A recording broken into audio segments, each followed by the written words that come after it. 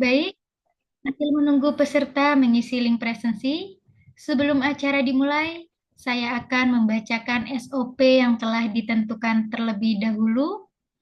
Yang pertama, peserta dilarang membagikan meeting ID kepada orang lain selain peserta seminar kesehatan nasional pada sore hari ini. Yang kedua, peserta diharapkan menggunakan pakaian bebas, rapi saat seminar kesehatan nasional berlangsung. Yang ketiga, peserta yang bergabung di Zoom diharapkan untuk menyanyikan nama sesuai dengan ketentuan yang diberikan panitia dengan format peserta underscore nama. Yang keempat, peserta diharapkan menyalakan video serta menggunakan virtual background yang telah disediakan panitia selama acara berlangsung. Yang kelima, pertanyaan dapat diajukan dengan menggunakan fitur raise hand atau mengirim pertanyaan di kolom chat Zoom. Yang keenam, MC berhak mengatur jalannya seminar kesehatan nasional. Yang ketujuh, peserta diwajibkan untuk menonaktifkan mikrofon selama sesi materi berlangsung, kecuali telah dipersilahkan oleh pemateri atau MC. Dan yang terakhir, link presensi kedua akan dibagikan di akhir acara.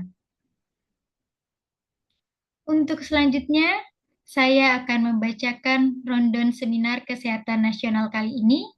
Acara yang pertama yaitu pembukaan, acara yang kedua menyanyikan lagu Indonesia Raya, acara yang ketiga pemaparan materi oleh narasumber, acara yang keempat sesi tanya jawab, acara terakhir yaitu pengisian presensi kedua dan dilanjut dengan penutup. Oke, langsung saja memasuki acara pertama yaitu pembukaan.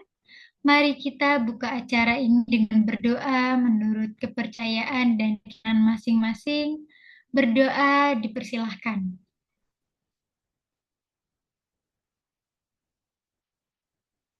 Amin, amin, amin. Tiada kata cukup dalam berdoa. Baik, acara yang kedua menyanyikan lagu Indonesia Raya. Kepada seluruh peserta diharap mendapatkan posisi yang sopan. Kepada panitia yang bertugas dipersilahkan untuk share screen.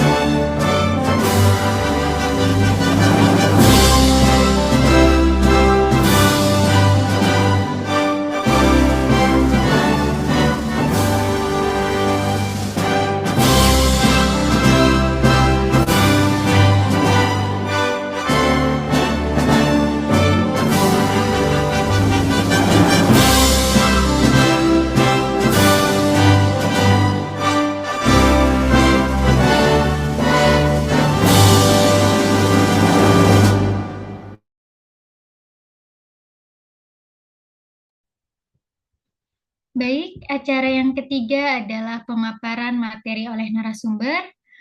Oke, gimana nih teman-teman? Udah siap masuk acara inti atau belum nih? Pastinya sudah ya, karena inti acara kita kali ini benar-benar menarik banget. apalagi pembawa materinya yang sangat keren dan tentunya sudah berpengalaman. Oh ya, teman-teman, untuk seluruh peserta seminar kesehatan nasional mengenai waspada flu, batuk, dan pilek, strategi pencegahan dan penanganan efektif di musim penyakit diharapkan untuk dapat aktif. Oke, mungkin sebelum masuk ke materi, aku mau reaction kepada seluruh peserta yang sudah siap mendengarkan materi seminar kali ini, atau teman-teman boleh mengirim sudah siap di kolom chat Zoom.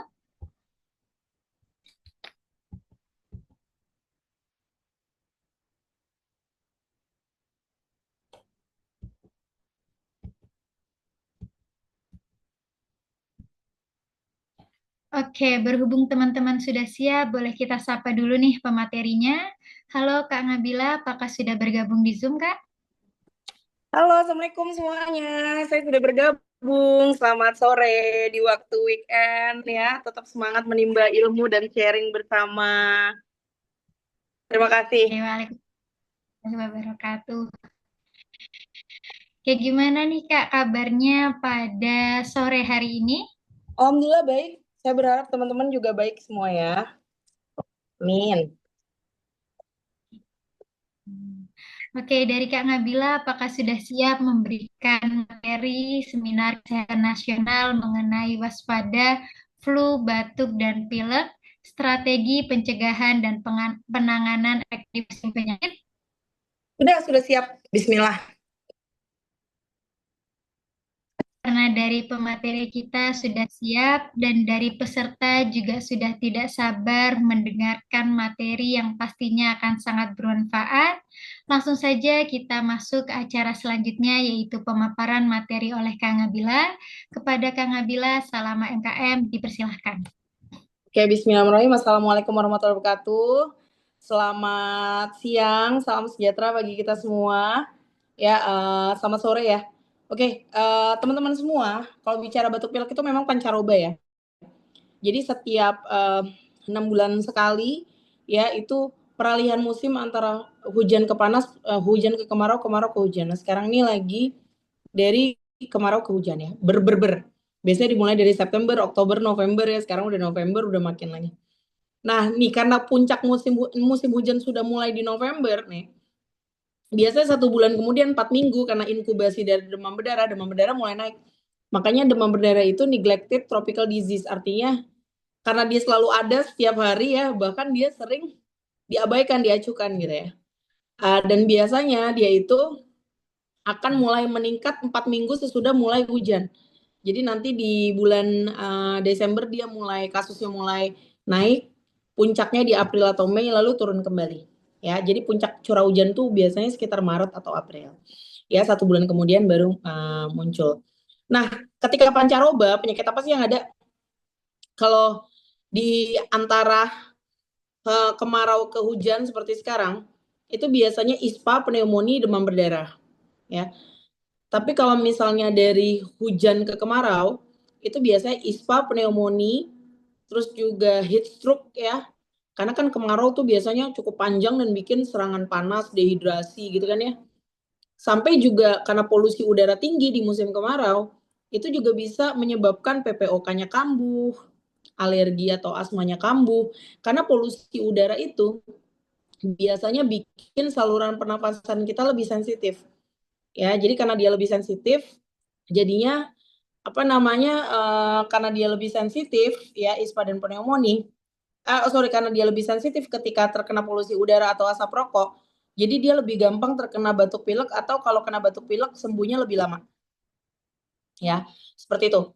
Nah, sebenarnya apapun penyakitnya, saya selalu bilang tips sehat itu cuma dua, ya. Tips sehat itu cuma dua kalau berdasarkan saya ya. Yang pertama itu adalah lakukan pola hidup bersih sehat, cerdik dan ceria setiap hari. Yang kedua, yang jahat itu bukan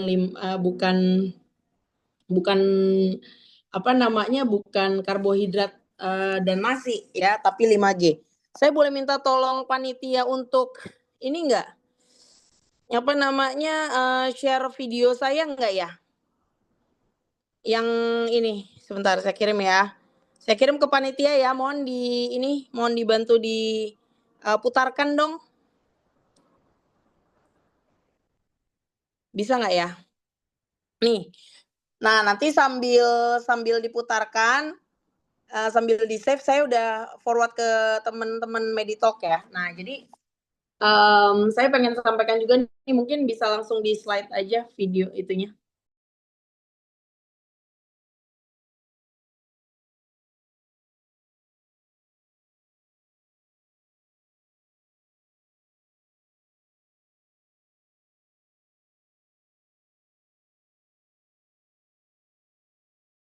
Sorry, kalau kita bicara sakit apapun itu, mau 1000 jenis penyakit juga, sakit A sampai Z ya, itu kuncinya cuma 2 ya, cegah sakit, cegah komplikasi atau meninggal. Kalau kita bicara cegah batuk pilek kan ini penyakit menular, ya pastinya pola hidup bersih sehat, ya bersih diri, bersih lingkungan, dan pola hidup sehat itu bisa meningkatkan imunitas kita sehingga kita nggak gampang terkena batuk pilek atau penyakit menular lainnya. Ya ini adalah cegah sakit. Dan juga vaksinasi. Jadi bersih diri itu 3M plus vaksinasi. Nah, ketika kita bicara cegah komplikasi atau meninggal, artinya kita harus deteksi dini dan salah satunya juga vaksinasi. Karena kalau vaksin itu apa namanya, kalau misalnya terkena dengan orang-orang yang rentan ya, siapa sih kelompok-kelompok yang kalau kena ISPA dia bisa jadi pneumonia lalu meninggal. Jadi dia pertama infeksinya mungkin cuma di hidung atau di tenggorokan, terus dia turun ke paru-paru jadi pneumonia, terus dia akhirnya bisa meninggal. Nah, itu kelompok-kelompok orang seperti apa? Makanya ini sangat hampir diwajibkan untuk vaksin flu. Ya, vaksin flu 200.000 untuk 1 tahun kayaknya berat banget, kita makan steak 1 kali 200.000 bisa gitu ya, berobat batuk pilek 1 kali 200.000 bisa gitu ya. Saya 3 tahun sebelumnya itu belum vaksin flu, anak saya itu 3 ya, kalau udah sakit itu semua barengan. 2 bulan sekali berobat ke dokter anak 500.000 sampai 1 juta obatnya. Itu juga saya udah digratisin konsul dokternya karena sesama dokter. Ya kan? Begitu saya vaksin flu, satu rumah semua tanpa terkecuali sampai ART juga. Itu 3 tahun belakangan, demi Allah tidak pernah beli obat sama sekali. Beli obat pun enggak. Ya jadi benar-benar paling demam dikit kasih Sunmol atau minum air putih udah cukup gitu loh. Jadi sangat bermanfaat. Nah, uh, jadi dok apa nih yang sangat diharapkan untuk apa namanya yang vaksin flu agar dia kalau kena batuk pilek tidak menjadi pneumonia dan juga meninggal. Yang pertama adalah bayi dan balita. Kita ketahui bayi di bawah 1 tahun itu meninggal paling banyak pneumonia dan juga diare. 90-100% penyebabnya virus. Coba deh, kalau diare anak bayi apa sih? Rotavirus kan, makanya ada vaksinnya sekarang digratisin dari pemerintah. Terus kalau pneumonia apa penyebabnya? Virus, influenza A, flu babi itu kemarin meninggal ya di Riau ya 5 orang ya, H1N1. Jadi bisa flu, influenza A, ya kan? Terus juga apa namanya? Bisa juga para influenza, rhinovirus dan lain sebagainya gitu ya. Sebentar nih saya lagi mau nerima Gojek.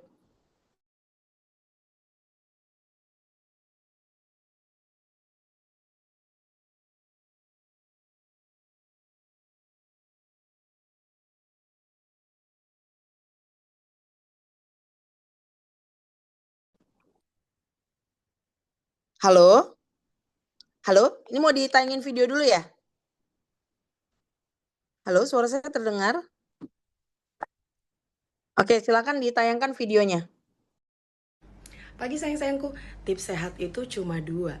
Yang pertama, lakukan secara konsisten pola hidup bersih dan sehat, cerdik, ceria, patuh setiap hari. Yang kedua, yang jahat itu bukan karbohidrat atau nasi, tapi 5G. Hindari 5G. Gula, garam, gluten, gorengan, dan juga gratisan. Oke, pola hidup bersih sehat. Bersih diri, bersih lingkungan. Bersih diri, 3M plus vaksinasi. mencuci tangan ya dengan air mengalir dan sabun selama 20 detik, harus sering-sering ya mencegah penyakit penular pencernaan dan pernafasan. Yang kedua adalah menjaga jarak, yang ketiga memakai masker apalagi kalau kita lagi sakit. Vaksinasi baik itu 15 imunisasi gratis dari pemerintah dan yang berbayar ya. Lalu selain itu kita juga harus bersih lingkungan. Bersih lingkungan artinya mencegah perindukan nyamuk, lalat, jentik, lalu juga ada tikus ya, kecoa, cacing dan lain sebagainya. Dan juga tentunya kita menjaga agar ventilasi udara, ventilasi cahaya di rumah kita, jamban sehat, rumah sehat itu tercapai dengan baik. Dan juga lakukan PSN 3M+ untuk mencegah demam berdarah. Lalu pola hidup sehat, ini untuk menjaga imunitas kita bagus agar terhindar dari penyakit menular, dan juga kita mencegah dari penyakit tidak menular secara fisik dan mental, yaitu cerdik, ceria, patuh ya. Intinya adalah yang paling penting cek kesehatan rutin 1 tahun sekali, udah gratis dari pemerintah. Enyahkan asap rokok baik itu rokok aktif dan pasif, rajin aktivitas minimal 9.000 langkah per hari, lalu juga diet yang seimbang. Intinya adalah makan sayur buah sekebon 5 porsi sehari ya. Lalu juga kita makan sesuai konsep isi piringku ya, setengah piring sayur dan buah makin berwarna-warni makin bagus. Setengah piring adalah 2/3 karbohidrat dan 1/3 lauk tinggi protein hewani. Dan juga kurangi 5G. Istirahat cukup minimal 7-8 jam per hari, dan juga kelola stres. Ceria dan patuh teman-teman, silakan browsing. Dan ingat ya teman-teman semua, kalian harus hati-hati dengan 5G. Gula, garam, gluten, gorengan gratisan, oke? Gula itu gula merah, gula putih, gula jagung, kecap, sirup, minuman berkemasan, soda, madu, itu sama aja ya. Lalu garam, mecin, lalu juga penyedap, kaldu jamur, apapun itu ya. Lalu gluten atau tepung-tepungan, lalu juga gorengan, minyak, lemak, santan, jeroan, dan juga gratisan, oke? Jadi teman-teman semua ingat, 2 kunci sehat adalah yang pertama, lakukan pola hidup bersih dan sehat, cerdik, ceria, patuh setiap hari. Bersih diri, 3M+ vaksinasi, dan juga bersih lingkungan, rumah, dan juga jamban yang sehat. Dan juga yang jahat adalah 5G, gula, garam, gluten, gorengan gratisan. Oke? Sehat itu harus, glowing itu bonus. Tetap semangat, dan sehat dimulai dari diri sendiri dan keluarga. Sehat tidak hanya fisik tapi juga mental.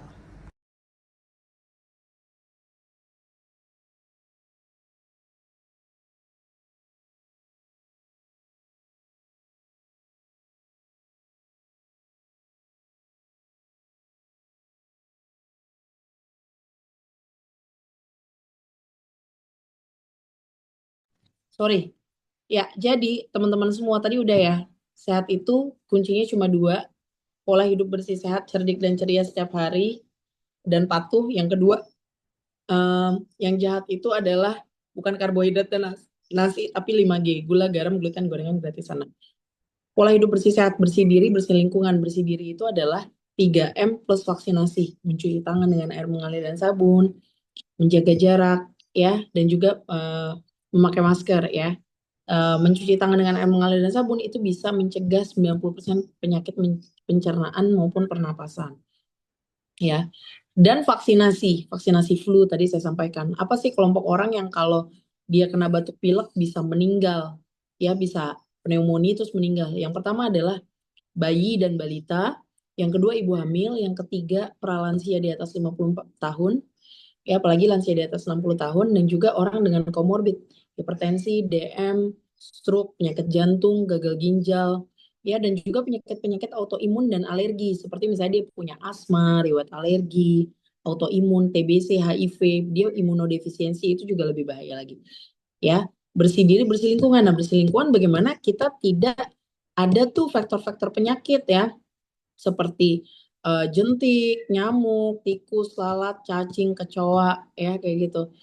Nah, untuk nyamuk dan jentik kita harus mencegah dengan PSN 3M+, ya, yaitu menutup tempat penampungan air, menguras tempat penampungan air, mendaur ulang barang-barang bekas, ya kan. Terus 3M+. Nah, plusnya di sini adalah kita memelihara ikan pemakan jentik seperti cupang dan lele, lalu juga kita memelihara tanaman pengusir nyamuk seperti serai, lavender, dan lain sebagainya. Plus vaksinasi juga, ada vaksinasi DBD. Nah, kita juga membuat bagaimana di jam 10 di jam 8 sampai jam 10 pagi dan juga jam 15 sampai jam 17. Itu nyamuk demam berdarah lagi aktif-aktifnya. Mereka banyak yang mati, seperti kita bisa semprot nyamuk pakai kelambu atau pakai repelen ya, autan, atau pakai lotion anti nyamuk ya. Nah, lakukan juga PSN 3M plus dengan konsep 3 kali 10 ya, yaitu dilakukan setiap hari Jumat, boleh oleh orang tua, apakah anak, apakah asisten rumah tangga ya. Itu dengan konsep 3 kali 10. Jadi setiap jam 10 pagi karena nyamuk demam berdarah lagi aktif-aktifnya selama 10 menit yang efektif ya, dan juga selama 10 minggu berturut-turut karena itu akan memutus rantai penyebaran siklus nyamuk ya. Seperti itu. Nah, jadi bersih diri, bersih lingkungan, dan bersih lingkungan kita juga harus jaga ventilasi udara dan ventilasi cahaya bagus. Kenapa harus bagus? Teman-teman tahu nggak? Kalau kita ventilasi cahaya sinar matahari nggak masuk ke rumah kita, kalau kena sinar matahari langsung, virus, bakteri itu akan mati dalam waktu menit sampai 30 menit. Tapi kalau dia dibiarkan di ruangan ber-AC, tidak kena sinar matahari langsung, 1 minggu juga tuh virus bisa jadi nggak mati. Kayak gitu ya. Jadi ventilasi cahaya tuh penting banget. Bagaimana kita membuat sinar matahari masuk ke dalam rumah kita. Yang kedua tuh ventilasi udara. Malah kalau bisa di gedung-gedung perkantoran tuh ya pakai HEPA filter ya ataupun pakai air purifier, tapi harus rajin dibersihkan kalau nggak kita banyak debu malah jadi asmanya kambuh ya. Kayak gitu. Jadi kalian harus bikin ventilasi udara bagus, ventilasi cahaya bagus, dan rumah sehat dan jamban sehat. Ya rumah sehat itu kriteria tadi ventilasi udara bagus, ventilasi cahaya bagus, nggak ada faktor-faktor penyakit yang tadi saya bilang, nyamuk, lalat, tikus, kecoa, cacing ya. Terus juga jamban sehat, bagaimana jarak antara septic tank dan juga sumber air bersih dan air minum itu lebih dari 10 meter, minimal 10 meter. Nah, itu harus hati-hati. Bersih diri, yaitu 3M plus vaksinasi, bersih lingkungan, tadi sudah saya sampaikan, rumah dan jamban sehat, dan PSN 3M plus. Dan satu lagi, pola hidup sehat, cerdik, ceria, patuh setiap hari. Kenapa? Kalau dalam konteks penyakit menular, dia bisa mencegah dia bisa meningkatkan imunitas sehingga tubuh kita itu nggak gampang sakit ya, meningkatkan antioksidan.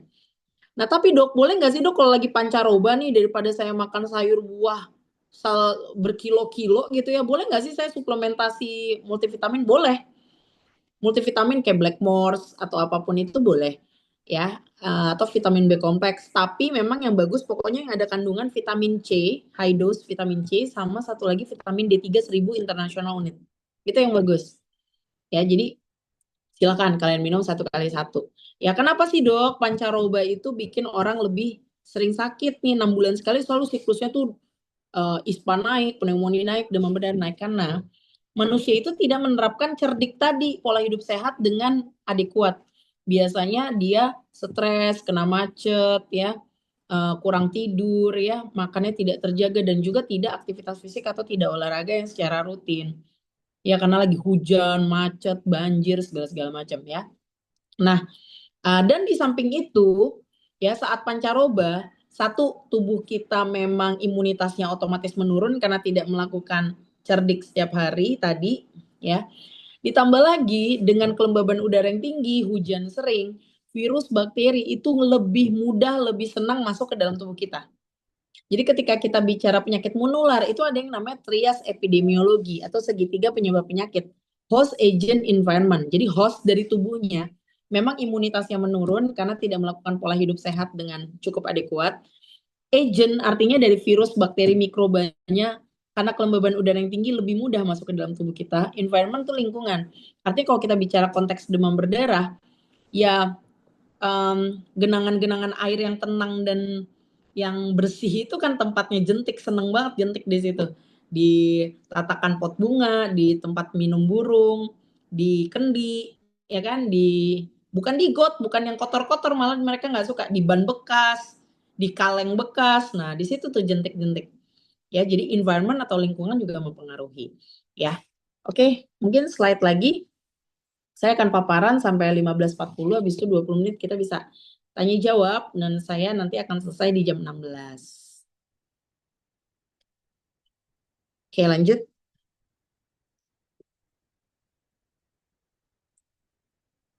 Nah, ini tadi ya. Jadi baik itu penyakit menular ataupun tidak menular itu penyakitnya ada 2, baik itu fisik dan mental. Saya selalu bilang kan sehat tidak hanya fisik tapi juga mental. Nah, itu ada tadi saya bilang cegah sakit, cegah komplikasi atau meninggal. Jadi pola hidup bersih sehat sama deteksi dini itu adalah kunci. Nah, ditambah lagi juga vaksinasi. Dengan kita melakukan vaksinasi, orang ispa pneumonia itu bisa dicegah atau bahkan tidak akan berat sampai meninggal ya. Dok, vaksinasi itu kok gimana sih orang yang divaksin kok masih tetap bisa sakit? Ya kalaupun sakit tapi tidak berat dan tidak meninggal. Sama kayak kita pakai sabuk pengaman konsepnya ya. Orang sering abaikan nggak pakai sabuk pengaman kalau misalnya lagi naik mobil. Nah, sama aja kayak orang nggak divaksin ya. Dia bisa kadang-kadang ngerasa aman-aman aja kalau nggak terjadi kecelakaan. Coba kayak teman-teman bayangin kalau terjadi kecelakaan. Justru sabuk pengaman itu kan yang akan menyelamatkan nyawa. Nah, sama kayak vaksin. Kalau kita vaksin, kita pakai sabuk pengaman. Kalau kita kecelakaan atau dalam hal ini konteksnya adalah sakit, kita akan dijaga untuk selamat dan tidak meninggal. Gitu.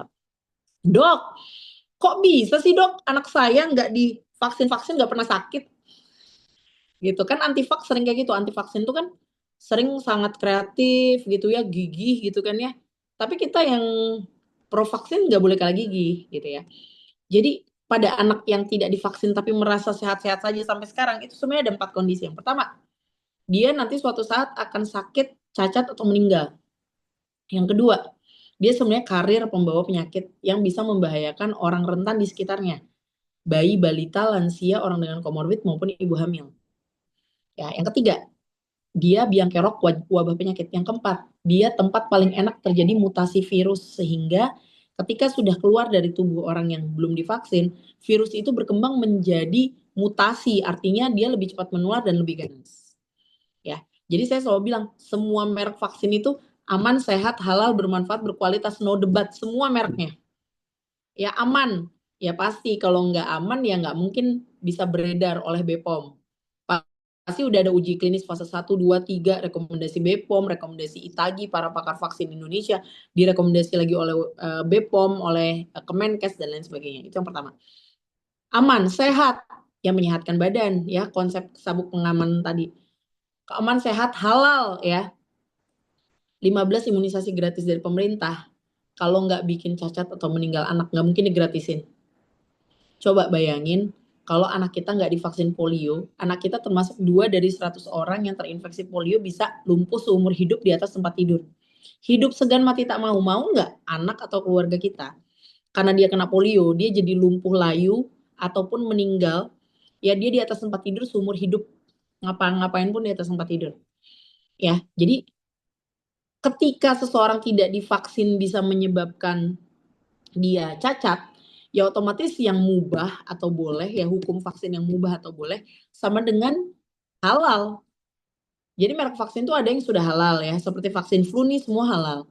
Tapi ada juga yang mubah, fatwa MUI-nya, mubah itu boleh. Jadi mubah boleh ya halal ketika kalau kita nggak divaksin ya probabilitas kita walaupun 0,001% kita bisa cacat atau meninggal.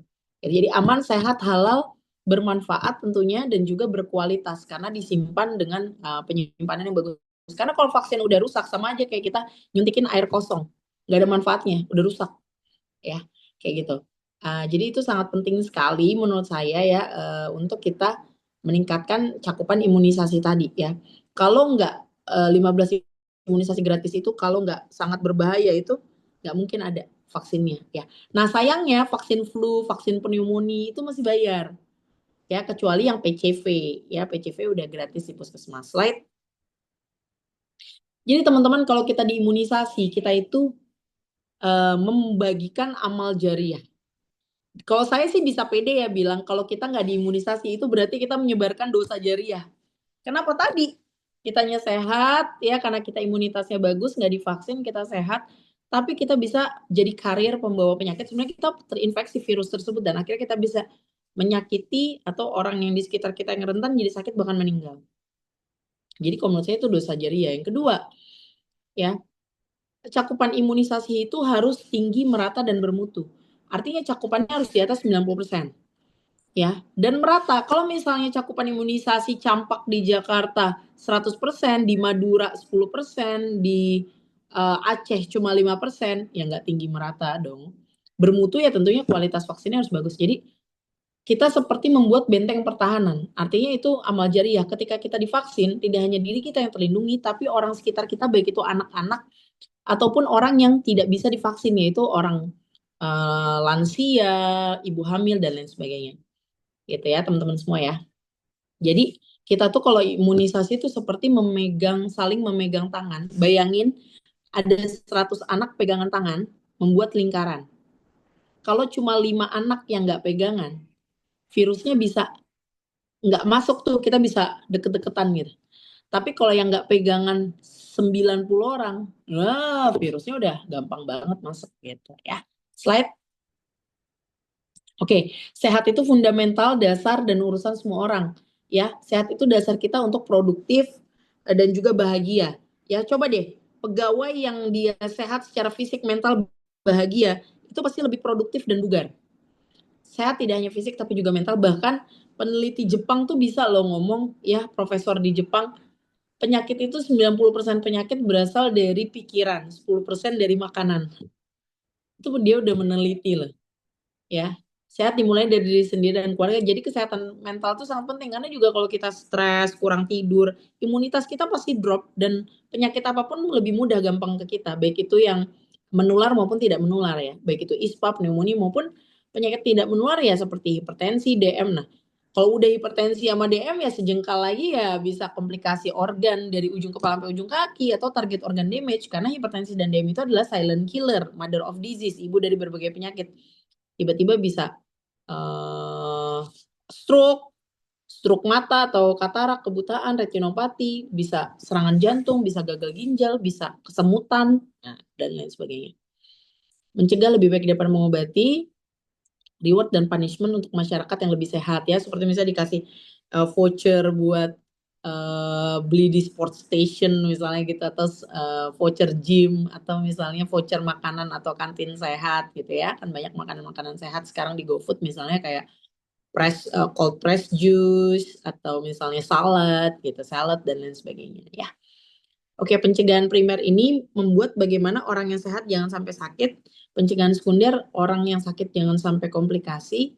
Pencegahan tersier, orang yang sudah komplikasi atau cacat jangan sampai meninggal, atau bisa kita tingkatkan kualitas hidupnya. Slide. Lanjut.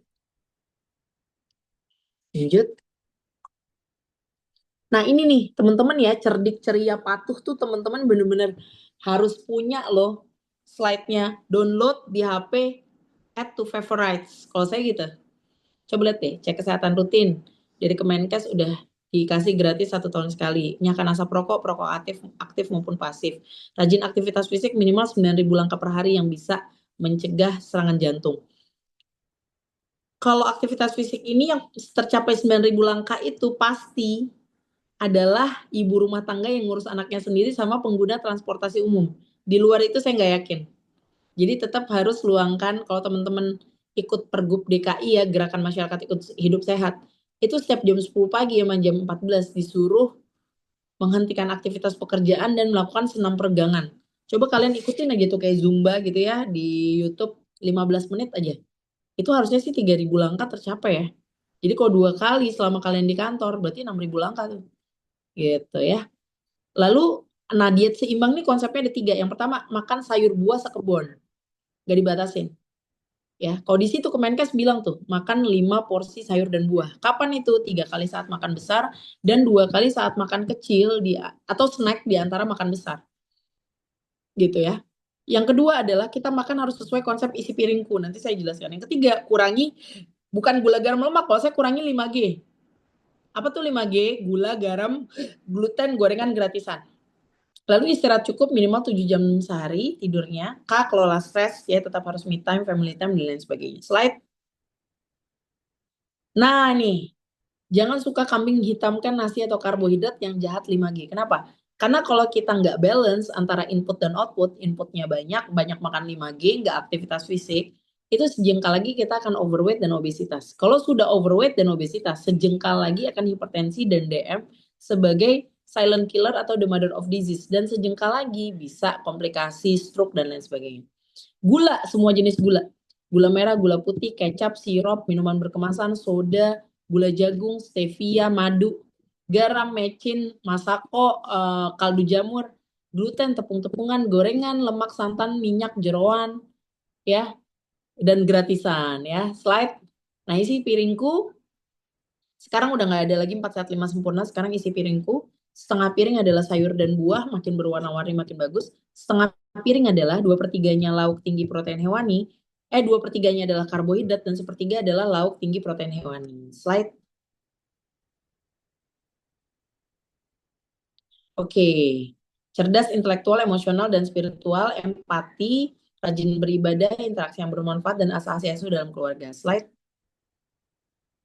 Oke, ini patuh buat orang yang sudah punya komorbid dan minum obat rutin seumur hidup seperti hipertensi, DM, gagal ginjal, penyakit jantung, stroke ya. Ini harus dilakukan. Slide. Nah, itulah cerdik ceria patuh itu cara kita meningkatkan imunitas agar kita tidak mudah sakit penyakit menular dan sekaligus pola hidup sehat cerdik ceria patuh itu akan mencegah kita dari penyakit tidak menular yang secara fisik atau hipertensi, DM dan juga mental ya. Oke, saya rasa itu yang ingin saya sampaikan. Ayo kita diskusi, saya masih ada waktu sampai jam 16 tepat. Silakan. Masih ada waktu 22 menit. Oke, sangat menarik sekali materinya ya teman-teman. Pasti masih banyak dari teman-teman yang ingin bertanya dan kepo dengan materi yang sama-sama kita dengarkan. Kalau gitu boleh banget nih untuk teman-teman yang masih penasaran bisa langsung raise hand atau kalau teman-teman malu bisa tanya melalui fitur chat Zoom.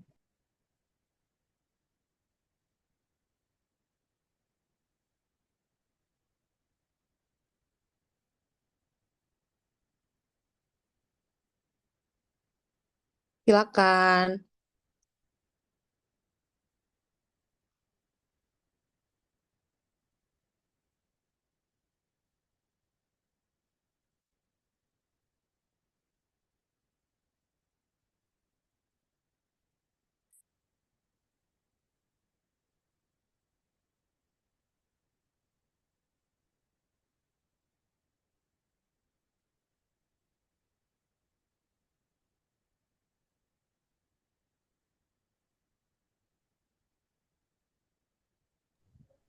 Oke, mungkin akan ditunggu 5 menit ke depan untuk teman-teman yang ingin bertanya, boleh langsung raise hand atau ketik di kolom chat Zoom.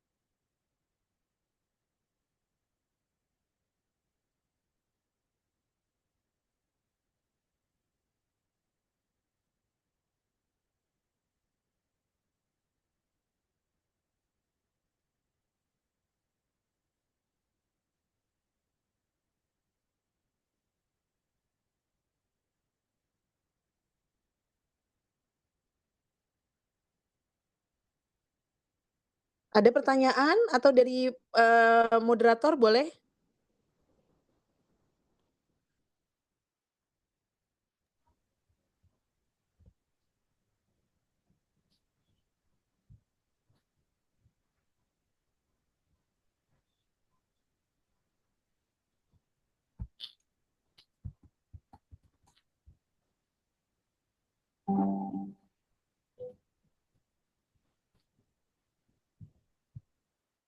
Oke, izin bertanya untuk Ya, Dokter Bila, monggo. apa saja langkah pencegahan untuk mengurangi resiko tertularnya batuk dan juga pilek?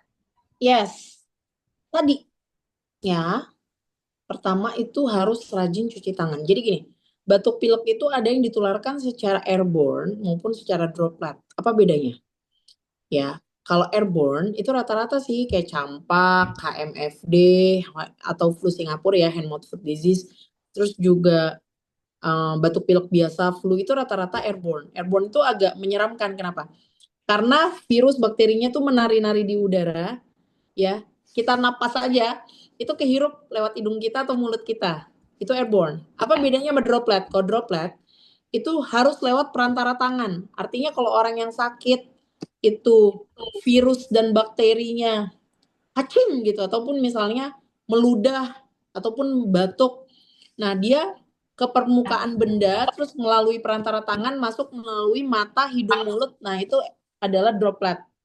Seperti itu. Nah, jadi gimana cara mencegahnya ya? Tentunya rajin cuci tangan dengan air mengalir dan sabun. 6 langkah cuci tangan selama 20 detik. Saya ada lagunya nih. 1, 1, gosok telapak tanganmu. 2, 2, gosok punggung tanganmu.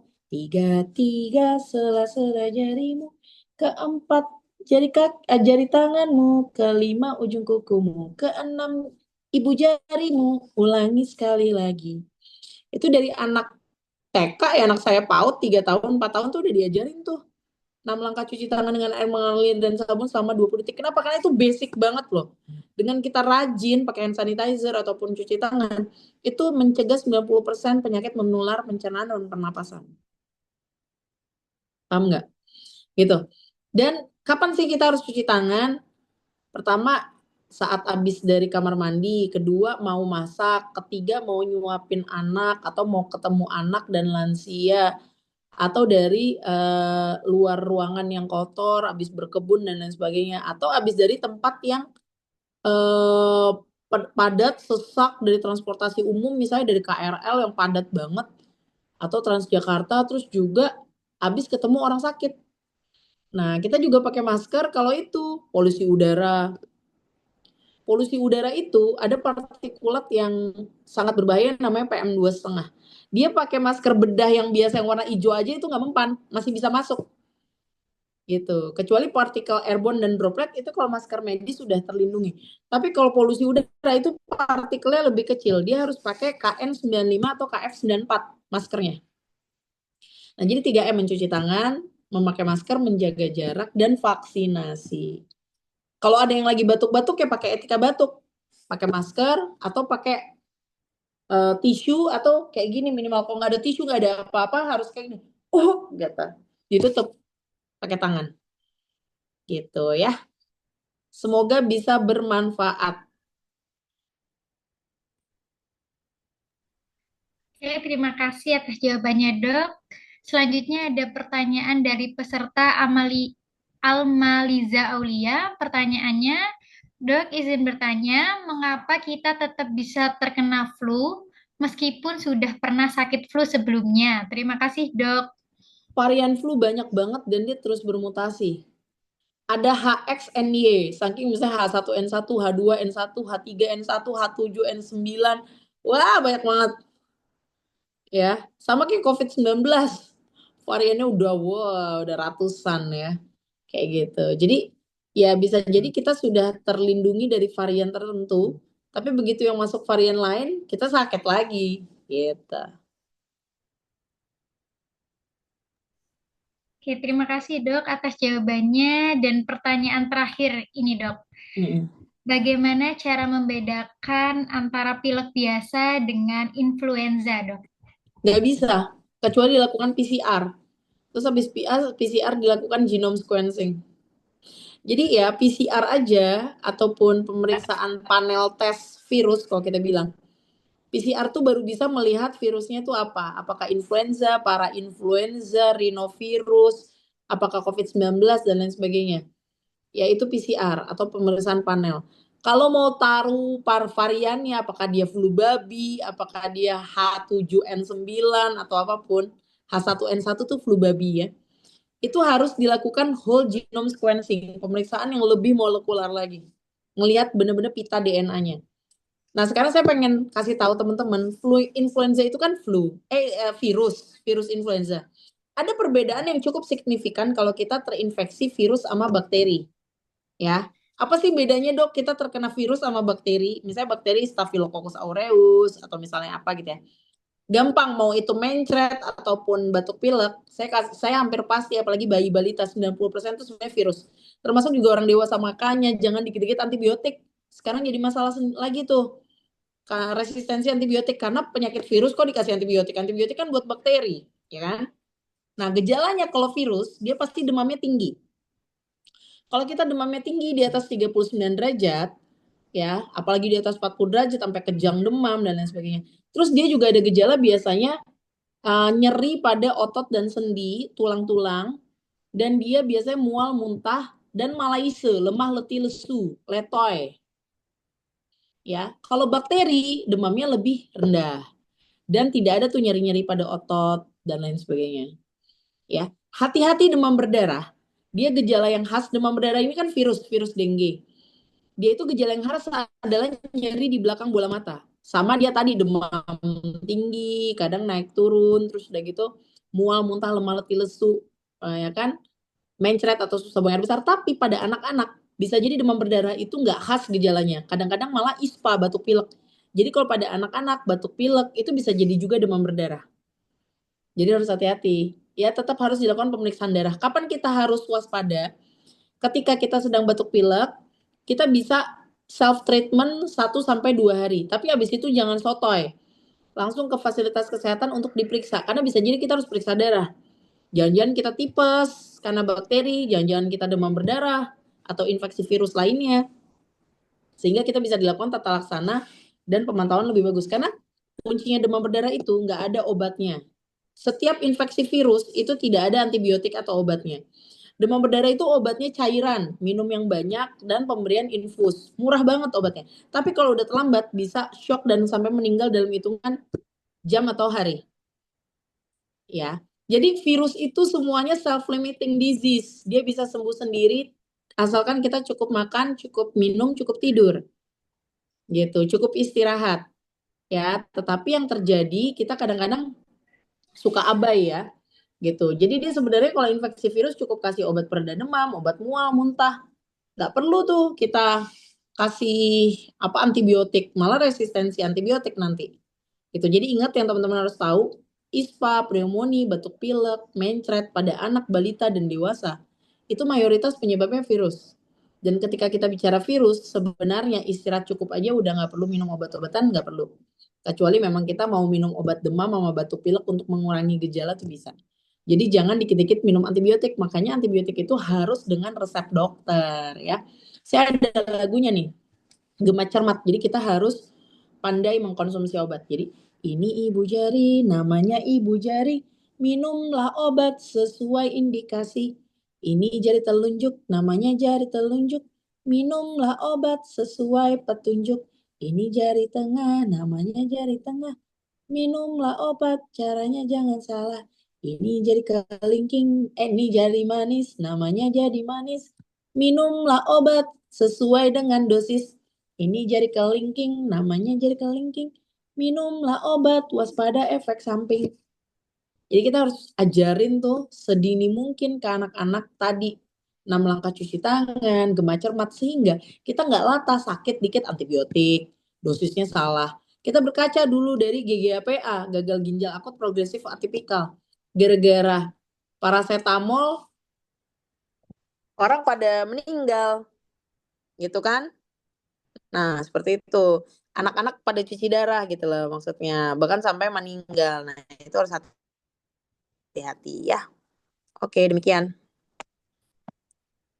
Oke, terima kasih dok atas jawabannya. Mungkin itu tadi adalah pertanyaan terakhir untuk mengakhiri sesi tanya jawab ini.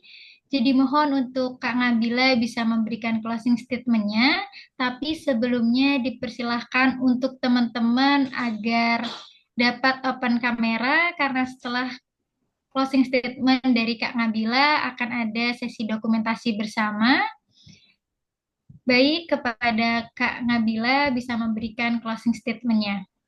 Baik, terima kasih sebelumnya. Saya senang sekali bisa di-sharing dengan teman-teman semua karena sejatinya sharing itu menambah wawasan saya dan juga saya bisa untuk lakukan untuk apa namanya rekomendasi kebijakan juga ya karena saya juga sebagai pemangku kebijakan dan tentunya teman-teman semua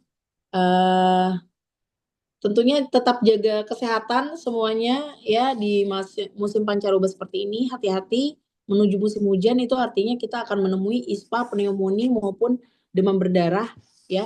Lakukan pola hidup bersih sehat tadi, bersih diri 3M plus vaksinasi. Vaksinasinya flu dan juga demam berdarah.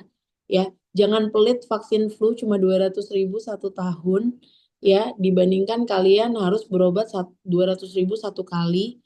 Atau bahkan sampai meninggal dan pneumonia karena kalian punya apa namanya riwayat asma, alergi, ataupun perokok ya. Perokok ataupun orang yang merokok pasif, menghirup asap rokok itu juga lebih rentan saluran nafasnya, sehingga lebih sering ISPA dan pneumonia berulang.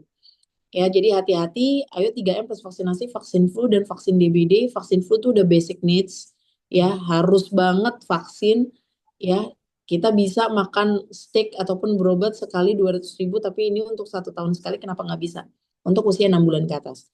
Ya, bersih lingkungan, jangan lupa, dan juga pola hidup sehat, cerdik, ceria, patuh, untuk mencegah penyakit fisik dan mental, dan juga meningkatkan imunitas agar tidak terjadi penyakit menular.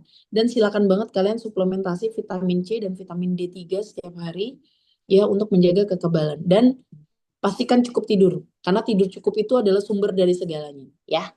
Oke.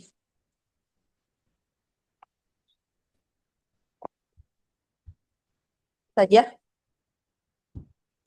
Baik, selanjutnya mungkin teman-teman sebelum masuk ke sesi dokumentasi boleh open kamera terlebih dahulu.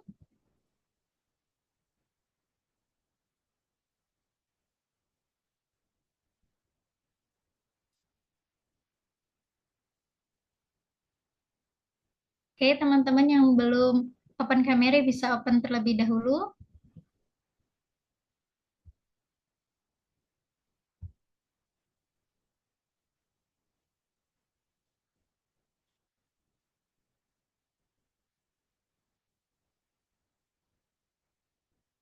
Oke, untuk slide pertama. 1, 2, 3.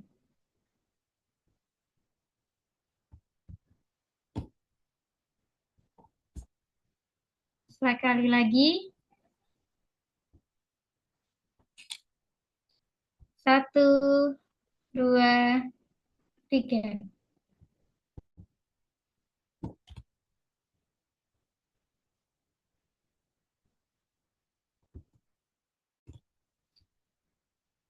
Oke, terima kasih kepada Kak Nabila atas materi yang telah disampaikan, dan terima kasih juga kepada teman-teman yang sudah open kamera dan menyimak hingga akhir. Oke, semisal dari Kak Nabila ada kegiatan lain, dipersilahkan untuk dapat meninggalkan Zoom.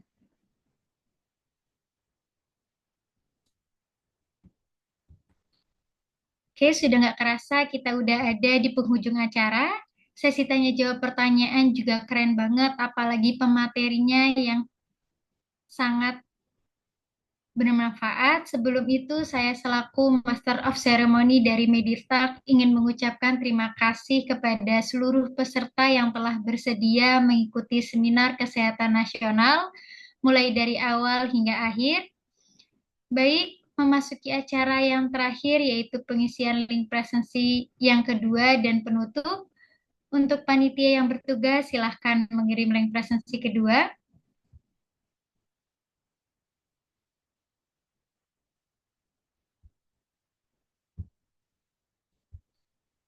Oke, link presensinya sudah ada di kolom chat Zoom. Untuk seluruh peserta, dimohon mengisi link presensi yang sudah tertera di kolom chat Zoom. Untuk link presensinya, seperti yang sudah saya katakan di awal, mengisi link presensi dilakukan sebanyak 2 kali, yaitu di awal dan sekarang di akhir.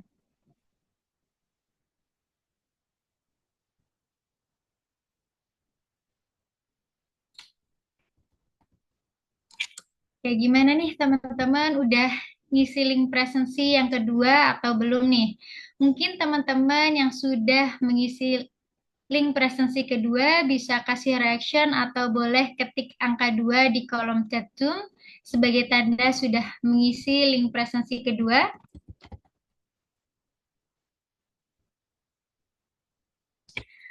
Oke, kalau sudah mengisi semua, saya mewakili panitia yang bertugas menyampaikan mohon maaf atas kesalahan kata dan perbuatan. Akhir kata kami ucapkan terima kasih dan wassalamualaikum warahmatullahi wabarakatuh. Sampai jumpa lagi teman-teman, silahkan untuk live Zoom. Terima kasih.